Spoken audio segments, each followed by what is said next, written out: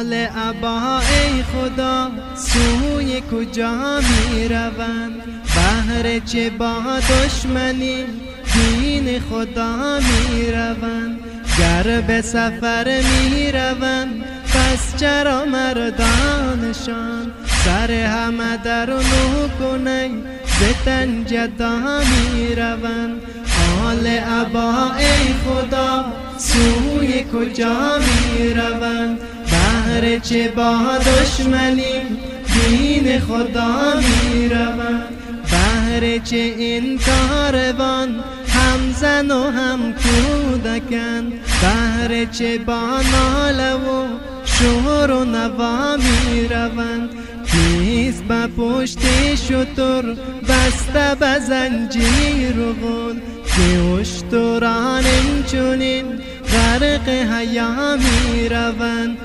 آل عبا ای خدا سوی کجا می روند؟ بهر چه با دشمنی دین خدا می روند؟ بهر چه این کوفیان چنین جفا می کنند؟ بهر چه این شامیان ستم روا می روند؟ بهر خدا ساربان یک کمی آهستران با کشت این اشتران آل عبا می روند؟ آل عبا ای خدا سوی کجا می روند؟ بهر چه با دشمنی دین خدا می روند؟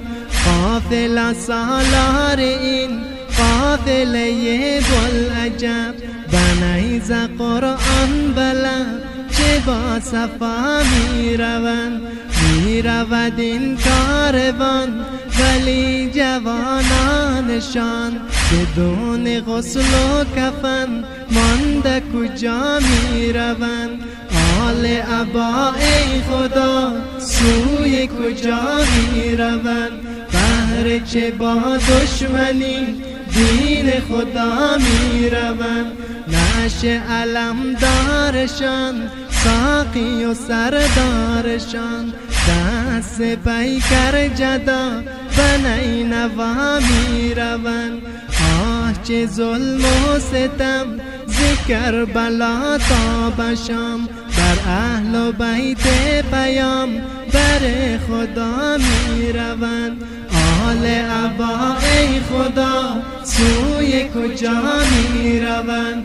بهر چه با دشمنی دین خدا می